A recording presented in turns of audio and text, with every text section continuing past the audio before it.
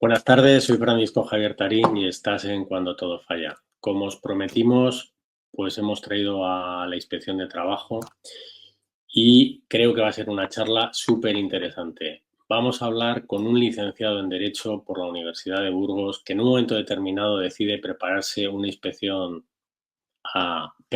oposición a la Inspección de Trabajo. Está en Las Palmas, Huelva, Burgos. Y en 2020 le hacen jefe de equipo de la Inspección de Trabajo ahí en Burgos. Nos acompaña hoy don Pablo Bamonde. ¿Cómo está usted? Buenas tardes. Hola, buenas tardes, Javier. Gracias por la invitación. Nada, gracias de nada. Estás en tu casa y un auténtico lujo tenerte con nosotros. Y bueno, aquí ya sabes que va todo con fallos, porque hasta cuando te acabo de presentar he dicho que te has preparado unas inspecciones a una oposición, o sea que todo del revés. Al final, cuando todo falla. Oye, pues de verdad, muchísimas gracias por estar, por compartir este rato con nosotros y sobre todo por ilustrarnos en que son muchas cosas las que queremos tratar contigo. Pero antes me gustaría que nos contaras, pues, quién es Pablo Bamonde, por qué estudia Derecho, qué te lleva a encaminarte a unas oposiciones que son de las más duras, ¿no? Que es la de inspección de trabajo. Cuéntanos. Bueno, hice derecho un poquito por descarte, aunque no suene muy romántico, pero bueno, no me apetecía salir de Burgos. Era una carrera con muchas salidas y bueno, pues empecé derecho. Según lo iba haciendo, pues me gustó. Y curiosamente, de la existencia de la inspección de trabajo, vamos, yo no tenía ni idea, me enteré en quinto de carrera, porque un compañero mm, se iba a preparar esas oposiciones al terminar la carrera y ya me dijo en qué consistía. Y me llamó la atención por dos cosas. Uno, por el tema del derecho del trabajo, que era una asignatura que me gustaba y tiene también ese matiz de justicia social que a mí me resultaba atractivo. Y luego el tema de la prevención de riesgos laborales, porque yo soy de la generación de GB y BUP, cursé BUP y CO por ciencias puras y bueno, pues era un pequeño vínculo entre las ciencias puras, la prevención, la curiosidad también de que a través de la prevención ves diferentes sectores de actividad y bueno, me animé a hacerlo y no me he arrepentido. La verdad que contento con la opción tomada. Bueno, es un mundo muy chulo, ¿eh? Y además es cierto que yo que estuve en un momento determinado preparando unas oposiciones a subinspector y no, ya ves dónde estoy, pues no fui capaz de aprobarla. Pues la verdad es que es una oposición muy bonita, por lo menos la de subinspector, que luego te preguntaré por ella. Pero qué curioso, ¿no? Que vengas del mundo de las ciencias, te metas en derecho casi por descarte y termines siendo, pues, una de las personas. Esto lo digo yo, no, yo sé que tú incluso a lo mejor hasta me regañes, más y mejor consideradas dentro de la inspección de trabajo a nivel nacional. O sea, que has hecho al final de tu carrera profesional casi te diría que un hobby, porque de hecho fíjate lo que hacemos aquí hoy, aquí por la tarde y contándole a la gente qué es la inspección de trabajo. Esto hay que hacerlo porque de verdad tu trabajo te tiene que apasionar, porque si no es complicado, es complicado.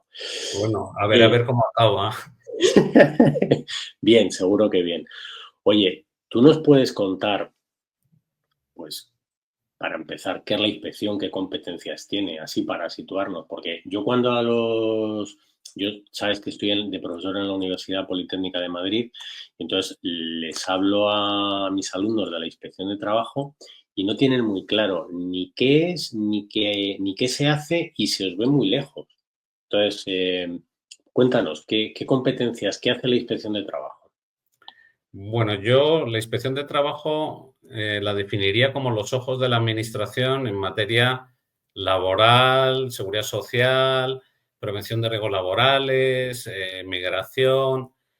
Porque, claro, aunque hay otros organismos competentes, ¿no? Por ejemplo, la seguridad social, la subdelegación de gobierno en materia de extranjería y demás, claro, nosotros hacemos de ojos de la administración o primera fila, ¿m? Para instruir los expedientes.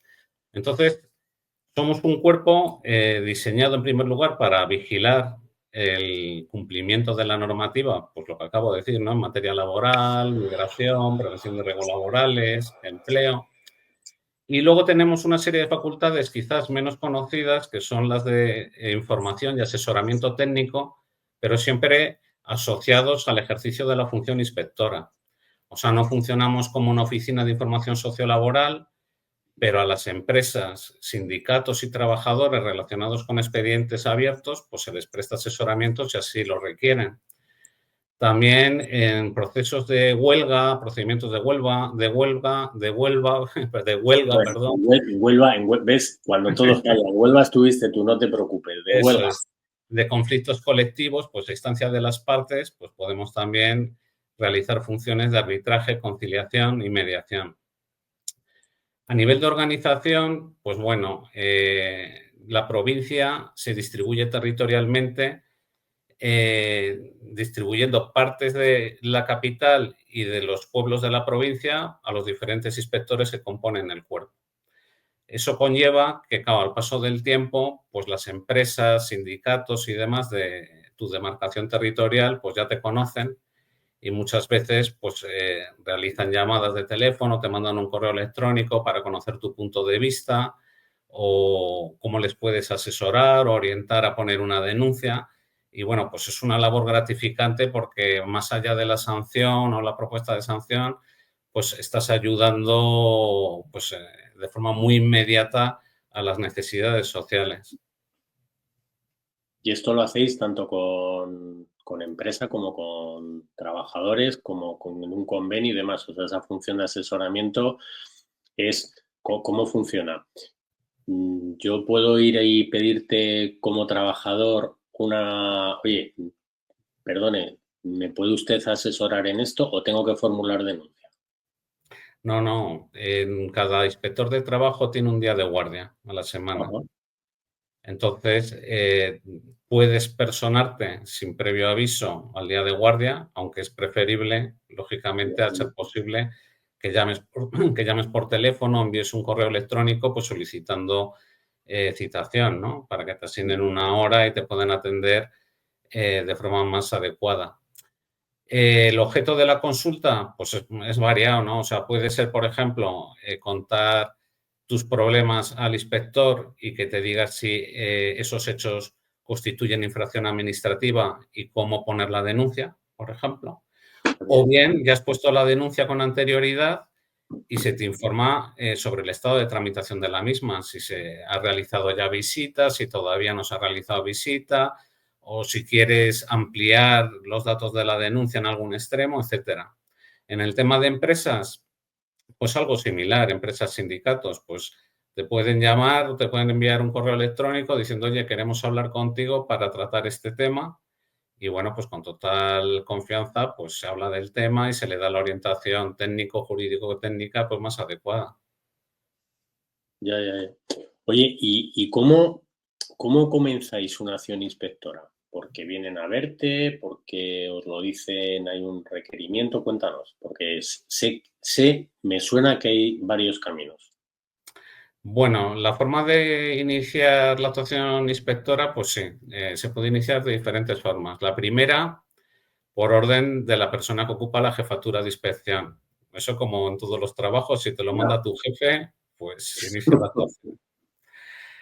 En segundo lugar, pues porque otras administraciones públicas o los juzgados o entidades gestoras pues te solicitan un informe técnico. La tercera vía, que es la que más peso tiene actualmente, que es a través de campañas, actividad que se llama programada. En noviembre de cada año se reúnen representantes de la Inspección de Trabajo, de la comunidad autónoma, empresarios, sindicatos, entidades gestoras y llegan a consensos sobre las campañas que se van a hacer al año siguiente, en materia laboral como en prevención de riesgos laborales. Otras formas de inicio de la actuación, pues en el caso de inspectores de trabajo por propia iniciativa, siempre presidido por el principio de eficacia y oportunidad y viene a ser, por poner un ejemplo, yo si voy a un centro de trabajo y al lado están haciendo una obra y veo unos trabajadores trabajando en cubierta sin protección, pues lógicamente no voy a mirar para el otro lado. Pues voy a ese centro de trabajo e intento subsanar las deficiencias observadas, eso por iniciativa. Y por último, la más conocida, que es por denuncia. Hay dos tipos de denuncia. La denominada denuncia formal, que es presentar la denuncia en un formato, que básicamente tiene tres partes: los datos de la empresa que denuncias, los datos del denunciante y los hechos que se denuncian. Y una segunda forma, que es anónima, que es a través de Internet, a través del buzón de la Inspección de Trabajo. La tramitación es diferente. Pablo, una pregunta. Cuando dices anónima, es que yo denuncio y nadie sabe qué escribo, porque pensaba que era anónima siempre para la empresa. O sea, la empresa que cuando yo a ver si me explico. Cuando yo pongo la denuncia, tú sí lo sabes, ¿no? Si es la formal. Eso es. Pero la empresa no, ¿no? La identidad del denunciante por ley se mantiene en el anonimato en toda la tramitación del expediente, precisamente para evitar represalias. Vale. Perdona, estábamos en la del buzón, que decías que era anónima. En la del buzón, como es anónima, pues lógicamente no va a recibir respuesta sobre las actuaciones practicadas ni los resultados de la misma. En la formal sí que vas a recibir contestación por parte de la administración. Y luego de las anónimas, o sea, las que se tramitan a través del buzón de la Inspección de Trabajo, pues lógicamente llegan a la jefatura de inspección, y es en la jefatura de inspección donde se realiza una criba o un triaje, pues analizando el contenido de esas denuncias y si tienen elementos sustantivos para iniciar actuaciones, porque constituyen infracciones administrativas, o no, porque pueden ser muy genéricas, o a lo mejor los hechos que se están denunciando no constituyen una infracción administrativa, por ejemplo. No sabía yo, no conocía la del buzón, por eso cuando has dicho lo de anónima digo, pero Pues esta no. entran muchísimas denuncias a través del buzón. También por la comodidad de hacerlo, que es conectarse a Internet y enviar la denuncia. Pues no, la desconocía totalmente. Oye, hemos visto lo que hace la inspección, cómo se inicia la actuación inspectora y luego, ¿qué hacéis? ¿Vais al centro de trabajo? ¿Llamáis? ¿Preguntáis? Porque esto entiendo que ya empieza el proceso, ¿no? Hay una denuncia, tu jefe te ha dicho que vayas, un juzgado, por campaña, tú ya estás. ¿Y ahora? O sea, ya tienes tu orden de servicio, ¿y ahora cómo haces? ¿Ahora vas? ¿Vienes? Cuéntanos. Bueno, te voy a describir un poquito lo que es una visita tipo Vale. en materia de prevención de riesgos laborales. Las formas de actuación de la Inspección de Trabajo básicamente son a través de visita, a través de comparecencia o por expediente administrativo. En prevención de riesgos laborales, pues lógicamente, como es muy importante casi siempre ver las condiciones materiales de trabajo, pues va a ser primordial la visita. La visita la puede hacer el inspector solo o acompañado por un técnico de la Unidad de Seguridad y Salud de la Comunidad Autónoma, que realiza funciones de asesoramiento, de informes técnicos, y se puede hacer sin previo aviso, lógicamente, para que los datos o la imagen que sacas de la visita sea lo más real y lo más cercana posible y lo más inmediata.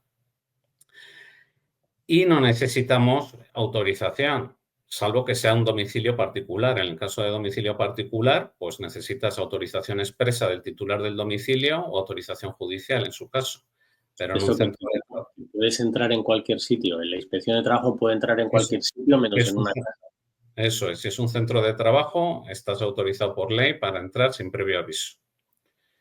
Interesante. Entonces, lo primero que haces, lógicamente, pues llegas y te tienes que identificar. Tenemos una placa, un carné corporativo en el cual te identificas ante el titular de la empresa o el representante legal o el encargado del centro de trabajo, el responsable del centro de trabajo.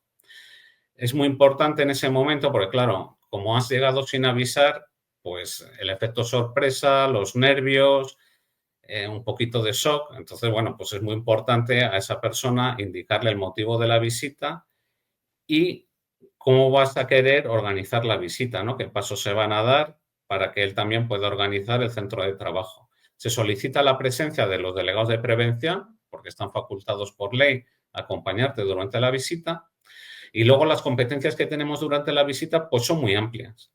Pues desde toma de vídeo, fotografías, mediciones, se puede hablar con los trabajadores o los representantes de los mismos de forma conjunta, separados, se puede analizar la documentación de la empresa. Si esa documentación está en soporte informático, se puede solicitar a la empresa que te dé copia en un soporte legible y tratable informáticamente. Se puede incluso tomar muestras de material o de sustancias que haya en el centro de trabajo. Y finalizada la visita, se tiene que dejar una diligencia para crear seguridad jurídica. En esa diligencia, que suele ser un papel autocopiativo, pues se indica el motivo de la visita, las actuaciones que se han practicado e incluso si se han visto deficiencias, pues un requerimiento para que se subsanen, estableciendo un plazo de subsanación. Junto con la diligencia se puede dejar una citación. La citación es para que se aporte determinada documentación de forma presencial en la inspección de trabajo o a través de correo electrónico, como determine el inspector actuante.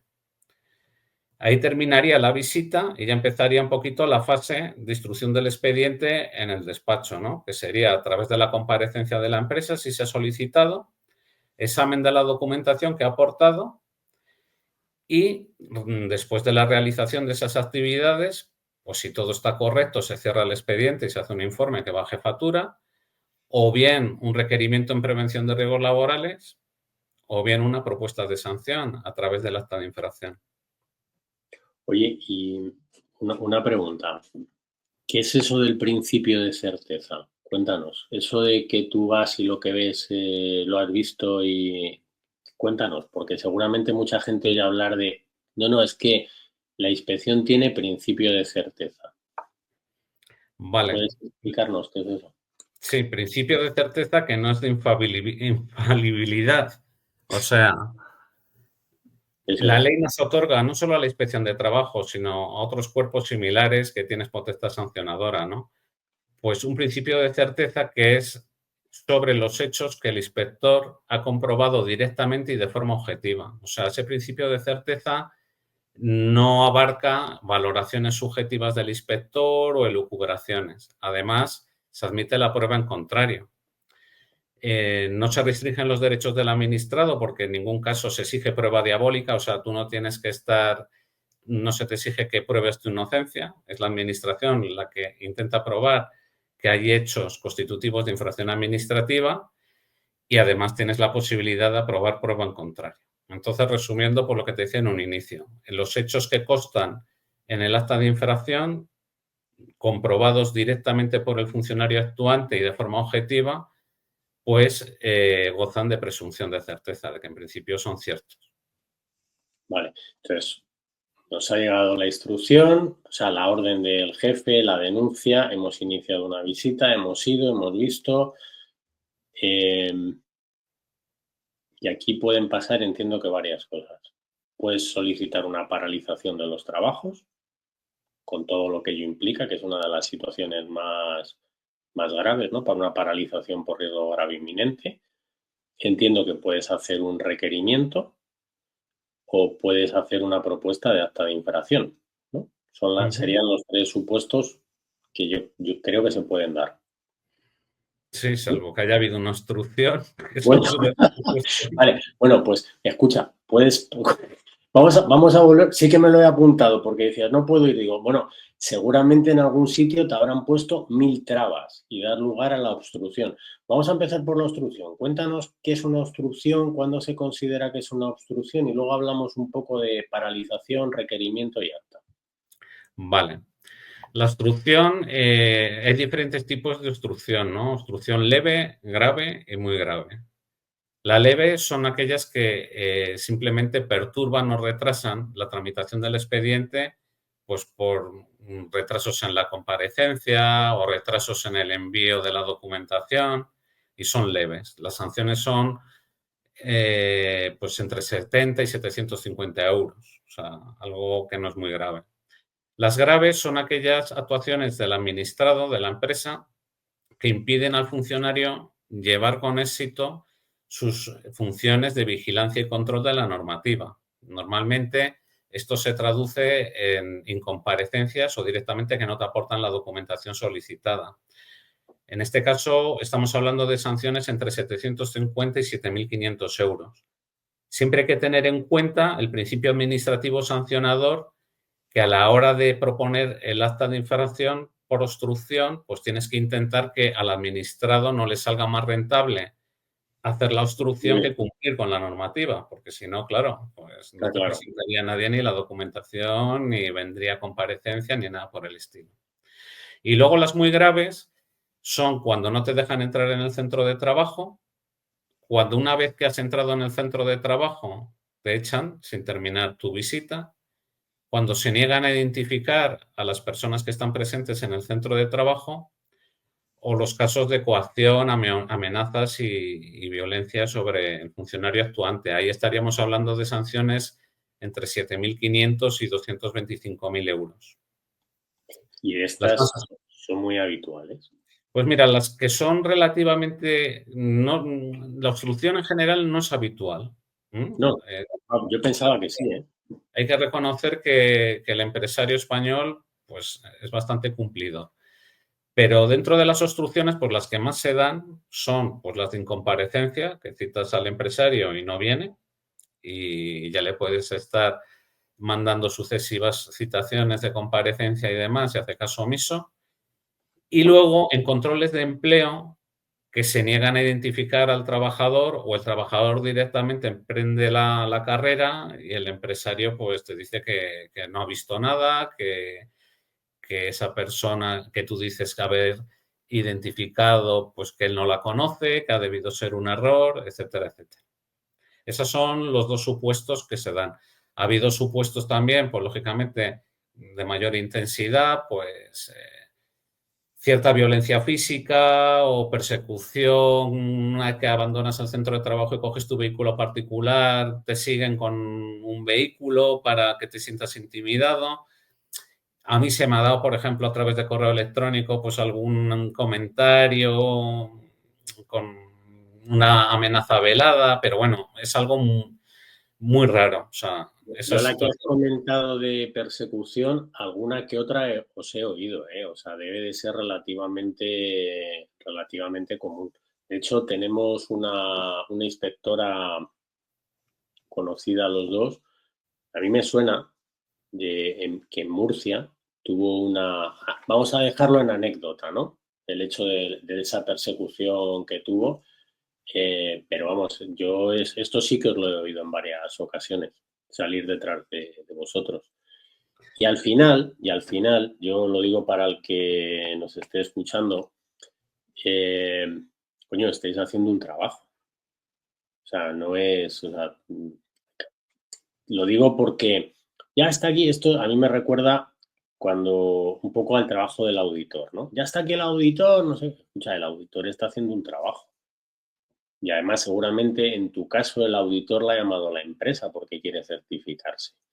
Y tú aquí estás haciendo otro trabajo. Y por el hecho de que tú estés haciendo un trabajo, para mí, sea incómodo o no sea incómodo, y lo que estás pidiendo es que yo cumpla la ley, yo no tengo ningún derecho a incomodarte ni menos a agredirte. Entonces, me parece, o sea, y ya digo que por eso que me sorprende, conociendo un poco lo que hay, que no haya más muy graves. No, pues la verdad que ya te digo, en controles de empleo, sobre todo en materia de pues, trabajadores extranjeros sin permiso de trabajo y demás, pues sí que hay cierta habitualidad en ese tipo de obstrucción, ¿no? Por ejemplo, en Huelva era en la campaña de la fresa, que en Burgos es la vendimia. Pues, normalmente pues traen contingentes extranjeros, contratan, claro, la materia prima es perecedera. Entonces, pues bueno, hay muchas veces que la situación les obliga a coger mano de obra sin previamente haber comprobado de forma rigurosa si el permiso de trabajo está en vigor o ni siquiera si lo tienen, ¿no? Porque también muchas veces dan de alta pues con la documentación de otro trabajador, que luego te llevas tú la sorpresa cuando compruebas en la base de datos de tesorería que ese mismo trabajador está dado de alta simultáneamente en 3 empresas a jornada completa, una en Cádiz, otra en Barcelona y otra en Vigo. Pues, Ya, lógicamente, alguno de esas relaciones laborales es fraudulento. Entonces, en esas situaciones sí que se te da, pues eso, que el trabajador pues sale corriendo y el empresario pues no le identifica. Entonces son supuestos de obstrucción a la labor inspectora del libro. Pero fuera de eso ya, con actos de violencia, yo solo he vivido uno y bueno, no fue una violencia demasiado intensa, pues una persona que te grita al oído, le tienes a 5 centímetros y al final tuve que dejar el centro de trabajo porque era imposible, ¿no?, seguir así la visita. Pero vamos, ese tipo de situaciones se dan con, gracias a Dios, con poca frecuencia. O sea, el empresario en general, el trato que te dispensa es siempre educado y colaborador, ¿no? Tienes que tener en cuenta que siempre, como las visitas normalmente se hacen sin avisar, sin previo aviso, pues claro, te estás metiendo en casa ajena y el factor pues, del sí. nerviosismo inicial o que, a qué va a venir a ver en concreto y demás. Pero bueno, en general rompo una lanza por el empresario español porque vamos, nos trata normalmente con educación y amabilidad. Vale, vale. Vale, pues hemos visto la obstrucción, paralización, paralizáis. ¿Qué pasa? ¿Qué implica? Qué es una paralización? Que no es moco de pavo. Bueno, yo te hablo primero del requerimiento, ¿vale? Porque como van de Ah, la vale, mano venga, requerimiento y paralización, venga, pues el- requerimiento. vale, el requerimiento, terminas la visita, has observado una serie de deficiencias en materia de seguridad y claro, pues tienes que indicar al empresario a través de la diligencia qué deficiencias has observado y le tienes que dar un plazo para subsanarlas. Entonces se hace un requerimiento de prevención de riesgos laborales. Pero ¿qué pasa si esas deficiencias generan un riesgo grave e inminente? Grave por las consecuencias en daños que puede tener para la salud del trabajador e inminente porque se puede materializar ese riesgo en un accidente de forma inmediata si no se toman medidas. Entonces, en esos casos procede una orden de paralización por parte del inspector de trabajo. Hay que tener en cuenta que normalmente si durante la visita se ha conseguido subsanar esa situación de riesgo grave e inminente o hablando con la empresa y con los representantes de los trabajadores, con los delegados de prevención, te queda seguridad de que ese equipo de trabajo, por ejemplo, que has visto en mal estado, con riesgo de atrapamiento o de corte, no va a seguir siendo utilizado después de la visita, pues hombre, procedería más un requerimiento que una orden de paralización. En el caso de que te quedan dudas razonables y constatas la existencia de riesgo grave e inminente, tienes que extender a través de una orden de paralización indicando el equipo o la actividad que paralizas, los motivos por lo que lo paralizas, la normativa en la que te fundas para realizar la paralización y extender la paralización que se va a comunicar tanto a los trabajadores afectados como a los delegados de prevención. De forma simultánea hay que comunicarlo inmediatamente a la autoridad laboral porque la Vale, empresa va a tener un plazo de 3 días para recurrir la orden de paralización. La autoridad laboral, una vez recibido el recurso por parte de la empresa, tiene que resolver en 24 horas confirmando la paralización o anulándola. Claro, dicha paralización puede ser también recurrida en recurso de alzada, incluso luego posteriormente en el orden jurisdiccional social, pero no es lo habitual.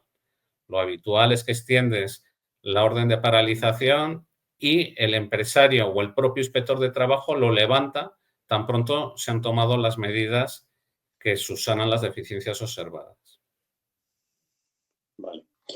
La- Eh, el problema de y la paralización es que, claro, conllevaría una infracción muy grave pues con unas sanciones a partir de 49.000 euros hasta 983.000 euros, con lo y cual y esto, a mí me han chivado que esto se lo notificáis a Fiscalía, ¿no? Hay un convenio de la Inspección de Trabajo con Fiscalía y esto dais traslado a Fiscalía por lo que podría ser un delito de riesgo. Exactamente. Porque claro, cuando un riesgo no se ha materializado, pues en una muerte o en unas lesiones, pues no quiere decir que deje de ser peligroso, sino que si hay infracción de normativa de prevención de riesgos laborales y se acredita un riesgo grave para la salud de los trabajadores, pues puede generar o puede constituir un delito de riesgo. Y en estos casos de paralización, pues se comunica al Ministerio Fiscal. Luego ya Porque hay claro, Fiscalía, investiga y supongo que decidirá o no ponerlo, formalizar denuncia en base a lo que hayáis escrito. Pero también entiendo que con el escrito vuestro es más que suficiente para formalizar esa denuncia porque ahí sois un poco como el perito del fiscal, ¿no? O sea, sois, vamos, que entiendo que no hay muchas paralizaciones por riesgo grave inminente. exactamente. Son... Lo que se hace Sí, no es broma. claro, o sea, no se puede entender la paralización como una medida cautelar únicamente para evitar un riesgo, sino que lleva aparejado un procedimiento sancionador como una infracción muy grave, llevando también, conlleva, por lo que acabas de comentar, hay un convenio con el Ministerio Fiscal, Ministerio de Justicia, Interior y Consejo General del Poder Judicial y el Ministerio de Trabajo, pues que establece que en caso de apreciar la posibilidad de delitos de riesgo, que sería en el caso de infracciones muy graves, incumplimientos de paralizaciones, cuando afecten a determinados colectivos especialmente sensibles y que la infracción constatada tenga gravedad para la seguridad y salud de los mismos. Y luego cuando aprecias infracciones graves y como circunstancias agravantes, pues el incumplimiento reiterado de requerimientos de la inspección de trabajo o propuestas de los delegados de prevención, del Comité de Seguridad y Salud, del propio Servicio de Prevención. En estos casos, como pueden llegar a constituir delitos de riesgo, de los tipificados en el artículo 316 del Código Penal, pues se comunican a Fiscalía. No solo estos, porque también el inspector actuante, en cada situación en concreto, si estima que la situación es grave y que es conveniente comunicarlo al Ministerio Fiscal, previa aprobación por el jefe o la jefa de inspección de trabajo, se comunica al Ministerio Fiscal. Pero vamos, en el convenio vienen estipulados los casos que te acabo de comentar. Vale, vale. Oye, una pregunta, porque todavía sé que hay, por ejemplo, gente que nos sigue que acaba de terminar el máster de prevención. Has hablado de tenéis que comunicar la paralización a la autoridad laboral. Y algún alumno me dice, pero ¿se lo notifican a ellos mismos? ¿Quién es la autoridad laboral? No es la inspección de trabajo. Y dices, no, hijo. Entonces ya se lo explica. ¿Puedes contarnos esto que luego cada comunidad tiene su pequeño matiz? Por ejemplo, Madrid, pues como es uniprovincial, pues también un poquito distinto. Pero ¿puedes contarnos qué es esto de la autoridad laboral? Que no eres tú como inspección de No, trabajo. no somos la autoridad laboral. La inspección de trabajo, salvo en Cataluña y País Vasco, que tienen su propia inspección de trabajo, está transferida y convive con la inspección de trabajo de naturaleza estatal. En el resto de comunidades autónomas dependemos orgánicamente del Ministerio de Trabajo y funcionalmente de la comunidad autónoma. Nosotros, en casos, por ejemplo, en materia de prevención de riesgos laborales, somos los que proponemos las sanciones. Pero claro, Vosotros no sancionáis, solo proponéis. exactamente, a través del acta de infracción. Y el que confirma la sanción, y en su caso la hace ejecutiva, pues es la autoridad laboral, que son aquellos organismos de la administración autonómica, porque la materia de prevención de riesgo laboral está transferida a las comunidades autonómicas, que tienen competencias ejecutivas dentro de esa actividad. Entonces, cuando nosotros hacemos un acta de infracción con la propuesta de sanción, pues dependiendo de la cuantía económica que lleva aparejada esa acta de infracción, el órgano de la comunidad autónoma encargado de resolver, pues es uno u otro. Cada comunidad autónoma, a través de decreto, pues establece por cuantías económicas qué organismo es el competente para resolver. Por ejemplo, aquí en Castilla y León, que es donde me encuentro, pues en sanciones hasta 30.000 euros sería el jefe o la jefa de la Oficina Territorial de Trabajo, por encima el delegado territorial, me parece que hasta 60.000 euros, por encima el director territorial, el director de trabajo, perdón, el director general de trabajo, por encima del consejero, dependiendo de la cuantía económica de la sanción. Ya, ya, ya, ya. Pues ya lo digo para mis niños, ya sabéis que no es lo mismo. Vale.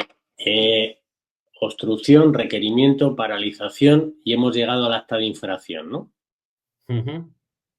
Y ya ahí se termina.